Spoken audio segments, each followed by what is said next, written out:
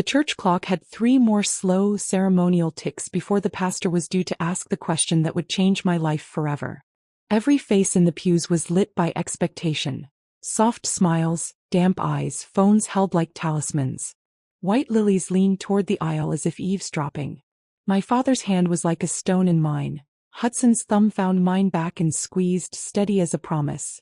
I practiced my smile in the polished brass of the candle stand and felt, for one bright clean second, that everything had landed exactly where it was supposed to. I had worn this moment on my skin for years. The rehearsal dinners, the late-night spreadsheets of guest lists, the small argument over whether Hudson's suit should be charcoal or navy. The whole city had been narrowed down in my head, to this aisle and that final breath. I remember thinking, absurdly, foolishly, that life was finally obeying me. The organ swelled. My mother dabbed at her eyes with the corner of her handkerchief, and Agnes, my sister, the woman who taught me to braid my hair and steal my father's tobacco, sat in the front row with a smile so calm it might have been carved. Agnes, who had once whispered secrets in my ear like currency. Agnes, whose laugh used to ripple across family kitchens and drown out bad days. She had been the shadow to my light and, I thought, my closest ally.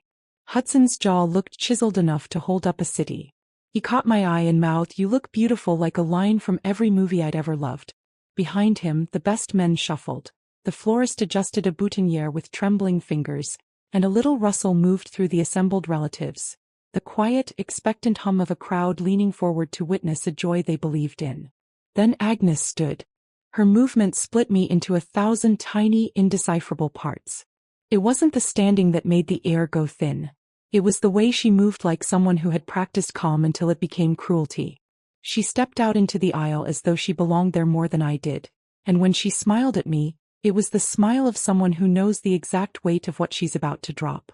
"Before you say, 'I do,'" she said, and the syllables landed as surgical, precise things in the hush. "I'm pregnant. And it's Hudson's." Sound swallowed itself. A spoon clattered somewhere to my right. A child's breath hitched. My knees went from steady to a dissolve in a single heartbeat. The lilies seemed to lean back, offended. My throat burned with ammonia and I tasted nothing but the metallic ring of disbelief. The organ faltered like someone had forgotten a note. Laughter, incredulous, wet with hysteria, bubbled from some distant mouth and died where it began. My mother's hand convulsed, my father's face went the color of old paper, and Hudson's face collapsed into the slow horror of someone trying to impersonate shock. He opened his mouth and the world narrowed to the shape of the question. Why? I thought of every private corner of our life. Late-night talks, his fingers in my hair, the grocery lists and the quiet sharing of coffee. None of it prepared me for how hollow those memories would feel under a simple untruth. Then Shelly did the thing that made the church stop breathing altogether. My niece, 9 years old, knees covered in sun-faded denim, hair tied into 2 functional, untidy buns, stood up from her seat like someone much older and more dangerous than her size allowed. She carried a tablet with a green dinosaur sticker in the corner. It was small against her palms, but she held it like evidence. Her brown eyes cut across the room and found mine, and for a second I saw not the child who learned to count on her fingers in my kitchen, but a tiny prosecutor who knew the weight of truth. "That's a lie," Shelly announced, voice clear enough to cut glass. She didn't scream, she didn't wail. She said it like a verdict. "I can prove it." The room folded in on itself. Silence hurled into the rafters and hung there, taut. For a breathless instant, the only sound was the whisper of the organ pipes and the damp thump of my own pulse in my ears. Agnes's smile sharpened into something animal. Surprise and calculation braided into the same expression. Hudson's face went unreadable. My father made a sound that could have been a prayer or a groan. Shelly held the tablet up. Its black screen blinked awake and threw a pale, guilty light across her face. Fingers smaller than a promise tapped the glass. People leaned forward as if proximity might alter the truth. My mother's hand flew to her mouth. My knees, traitorous, gave a little and I had to grab the pew to keep from falling. The screen flickered, a video starting, and in that long, impossible shuffle of seconds I felt the last of the life I thought I'd been promised peel away. Everyone waited, suspended on the hinge of what came next. A video, a confession, a fabrication, and whatever it was would either be a blade or a bomb. Shelly's voice, small and sure, overrode even the thundering in my ears. Play it, she said. The tablet brightened. The first frame crawled into motion. And then, before we continue, please write in the comment which country you are watching this video. We love knowing where our global family is tuning in from. And if this is your first time on this channel, please subscribe. Your support helps us bring even more epic revenge tales of life. Enjoy listening. The video quality was grainy, the kind you get from a child's device recording through a crack in a door. But the audio was crystal clear. Agnes's voice came first. I recognized it instantly, that particular lilt she used when she thought she was being clever, when she was spinning a web. It has to be at the wedding, she said. Maximum impact. Maximum humiliation. The image sharpened. It was Agnes's bedroom, the one in the house she shared with her husband Frank, my brother-in-law. The camera angle was low, definitely recorded from somewhere hidden. A shelf maybe. Or propped behind books. On screen, Agnes sat on her bed, phone pressed to her ear, painting her toenails a shade of red I'd helped her pick out 2 months ago. We'd gone shopping together. She told me she wanted to look good for my wedding. She told me she was so happy for me. She deserves it, Agnes continued, and the venom in her voice made my stomach drop through the church floor. Little Miss Perfect. Always getting everything handed to her. Mom and Dad always loved her more. Always. A man's voice crackled through her phone speaker, tinny but audible. And you're sure Hudson will go along with this? Agnes laughed. It was a sound I'd heard 1,000 times growing up. When she'd stolen my diary and read it to her friends, when she told my first boyfriend I had a crush on someone else, when she'd borrowed my car and returned it with an empty tank and a dent she never mentioned. I'd always forgiven her. He was my sister. Family. Hudson doesn't need to go along with anything, Agnes said, inspecting her nails. He doesn't even know. That's the beauty of it. I'll stand up, make the announcement, and even if he denies it, the seed of doubt will be planted. Mattie will never look at him the same way. The marriage will be poisoned before it even starts. My legs gave out. I didn't fall. Someone caught me. My father, I think. His arms felt like iron bands, the only thing keeping me upright as the church erupted in chaos. Wait. Shelly's voice cut through the noise. There's more. The video continued. The male voice on the phone said, "What about the pregnancy test? You said you had proof." "Please," Agnes scoffed. "I bought 5 tests from different stores. Peed on one, positive obviously. I'm 8 weeks along. But I'll tell everyone it's Hudson's baby. Frank and Hudson have similar enough features. By the time the baby comes, I'll have already destroyed her perfect little life. And Frank's so stupid he actually believes it's his." The screen showed her standing, walking to her dresser. She pulled out a small box. I recognized the brand. A pregnancy test. She held it up to the light, admiring the 2 pink lines like they were a weapon. "Frank's going to raise Hudson's baby," the voice said almost admiringly. "That's cold, Agnes." "No," Agnes corrected, her smile widening into something feral. "Frank's going to raise Frank's baby while everyone thinks it's Hudson's. That's the genius. I don't even have to sleep with Hudson. Just make everyone think I did." The church had gone from shocked silence to an uproar. Voices overlapped, people stood, someone was crying.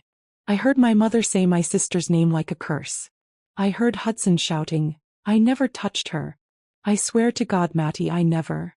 But I couldn't look at him. Couldn't look at anything except my sister's face, which had drained of all color, all that practiced calm evaporating like morning dew under a blowtorch. "Shelly," Agnes said, and her voice was different now, thin, reedy, desperate. "Shelly, sweetheart, where did you get that?" My niece stood her ground. 9 years old and braver than anyone in that church. "You left your bedroom door open last week," she said simply. "I heard you talking. So I set up my tablet to record. I've been recording you for 8 days. She swiped the screen. Another video queued up. This one showed Agnes in her kitchen talking to someone off-screen. A woman I didn't recognize at first, then did. Bethany, Agnes's friend from college. The one who'd always been jealous of me, who'd made snide comments about my job, my apartment, my relationship. "The plan is perfect," Agnes was saying, chopping vegetables with sharp, angry movements. "Mattie thinks she's so special. Designer dress, expensive venue, Mr. Perfect with his construction company and his stupid dimples. I've been in her shadow our whole lives. Not anymore." "You really hate her that much?" Bethany asked, sipping wine from a glass that caught the kitchen light. I don't hate her, Agnes said, and somehow that was worse. I just want her to hurt the way I've hurt. Every boyfriend I ever had ended up asking about her. Every accomplishment I achieved, Mom and Dad barely noticed because Mattie was doing something better. My wedding was nice. Hers is fairy tale. I'm tired of being the discount version. The tablet screen went dark. Shelly lowered it, looking at me with eyes too old for her face. I have 17 more videos, she said quietly. Should I keep playing them? No, I heard myself say. My voice came from somewhere outside my body, detached and floating. No, that's enough. I turned to Agnes. Really looked at her. The sister who'd braided my hair. The sister who'd held me when our grandmother died. The sister who'd spent the last 8 weeks planning to detonate my life in front of 200 people. She opened her mouth. Closed it. Opened it again. Mattie, she started. I can explain. Explain what? The words came out like broken glass. Explain that you hate me so much you'd nuke my wedding? Explain that you were going to let everyone think Hudson cheated on me? Explain that you were going to let your own husband raise a baby believing a lie. I wasn't going to go through with it. Agnes's voice pitched high, frantic. I was venting. I was angry. I wasn't actually. You're wearing the dress, my mother said. Everyone turned to look at her. Mom's face was a mask of horrified realization, her handkerchief clutched so tight her knuckles had gone white. What? Agnes said. The dress, Mom repeated louder now. The one you said you bought for Mattie's wedding. It's not a guest dress. It's cut to show a stomach. You were going to stand up there and make sure everyone could imagine you pregnant. Agnes looked down at herself. She was wearing an emerald green dress that I'd thought was just a stylish choice. Empire waist, flowing fabric. Now I saw it for what it was. A costume. A prop for her performance. And the hair, my Aunt Diane added from 3 rows back. She'd always been sharp. You're wearing it the same way Mattie wore hers at Hudson's company party. The one where she announced their engagement. The details clicked into place like a combination lock opening. Agnes had styled herself as a mirror of that night. She'd wanted everyone to make the connection. Hudson got with Agnes the same night he committed to Mattie. It was calculated. Precise. Frank, my brother-in-law, finally found his voice. He'd been sitting next to where Agnes had been, frozen in shock, but now he stood. Is the baby even mine? He asked, and the question came out broken. Agnes's face did something complicated. Of course it's yours, Frank. Don't, he said, holding up a hand. Don't you dare lie to me right now. I heard the video. You said I was stupid. You said I'd raise a baby believing a lie. The lie was that it was Hudson's. Agnes shrieked. The baby is yours, Frank. I swear I just wanted to make Mattie think. Get out. My father's voice cut through everything else. He never shouted. Never. He was a quiet man, a gentle man, the kind who fixed broken things and read bedtime stories and taught us that family meant unconditional love. But there was nothing gentle in his voice now. Get out of this church, he said, and each word fell like a judge's gavel. You are not my daughter. Not after this. Daddy, Agnes reached for him. He stepped back like she was poisonous. I don't know who you are, he said, and I watched my sister crumble under the weight of it. The girl I raised wouldn't do this. Get out. Now. Agnes looked around wildly, seeking an ally, seeking anyone who might defend her. She found nothing but disgust and horror. Even Bethany had disappeared, slinking out a side door. This is insane. Agnes tried one more time, her voice breaking. You're going to ruin my life over a stupid joke? I wasn't going to actually. You stood up, Hudson said. His voice was quiet, but it carried. You stood up in front of everyone and said I got you pregnant. You were going to let Mattie believe it. You were going to destroy us. And you would have, I added, finding my voice somewhere in the rubble of my shock. If Shelly hadn't recorded you, you would have done it, and smiled while I fell apart. Agnes's face twisted into something ugly. The mask was off now, the pretty sister act abandoned. So what if I would have, she spat. You've had everything your whole life, Mattie. Everything. You don't know what it's like to be second best, to be the one people settle for. I was never competing with you. I shouted back, and all the hurt of the last 10 minutes poured out. You're my sister. I loved you. I trusted you. And that's exactly why it would have been so perfect, Agnes said, and she actually laughed, a harsh, bitter sound. Because you never saw it coming. You never see anything that doesn't fit into your perfect little world. My mother slapped her. The sound cracked through the church like a whip. Mom had never raised a hand to either of us. Not once. We'd been raised with timeouts and stern talks, never violence. But there she stood, hands still raised, face wet with tears, looking at Agnes like she was looking at a stranger. You broke my heart, Mom whispered. How could you? Agnes touched her cheek, eyes wide. For a second I thought she might apologize. Might break down and confess and beg forgiveness. Instead she straightened her shoulders, lifted her chin and walked out of the church. Frank followed her, but not before stopping in front of me. I'm sorry, Mattie, he said, his voice thick. I didn't know. I swear I didn't know. I know, I told him because I did. Frank was a good man who'd had the misfortune of marrying my sister. He left. The church doors swung shut behind them with a sound like finality. For a long moment no one moved. No one spoke. We all stood in the wreckage of what was supposed to be the happiest day of my life. Then Hudson took my hand. Mattie, he said, and his eyes were bright with unshed tears. I swear on everything I have I never touched her. Never even thought about it. You have to believe me. I looked at him. Really looked. At the man I'd chosen to build a life with, whose face I'd memorized in 1,000 different lights. I thought about the videos, about Agnes's confession that Hudson didn't even know about the plan. I believe you, I said. His shoulders sagged with relief. But I can't marry you today, I continued, and watched that relief turn to panic. Mattie, please. Not because I don't trust you, I said quickly. Because I can't. I can't do this right now. I can't stand up here and say vows while my sister's betrayal is still ringing in my ears. I need time. I need to breathe. Hudson looked like I'd shot him, but he nodded. Whatever you need, he said. I'll wait as long as it takes. I turned to the assembled crowd. 200 faces stared back, hungry for resolution, for closure, for an ending to this disaster. I'm sorry, I said, and my voice carried in the horrible silence. The wedding is postponed. Please. Please just go. The bride's room at the back of the church became my prison for the next hour. I couldn't face going home, couldn't face the reception hall where untouched catering waited and a DJ was probably wondering why the bride and groom hadn't arrived. My mother sat beside me holding my hand. My father paced. Hudson had respected my request for space and left, but not before making me promise to call him. Shelly was the one who finally broke the silence.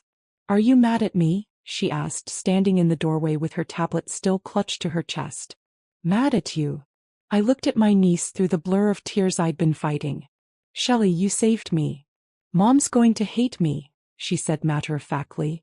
She's going to know I'm the one who ruined her plan. The clinical way she said it broke something in me.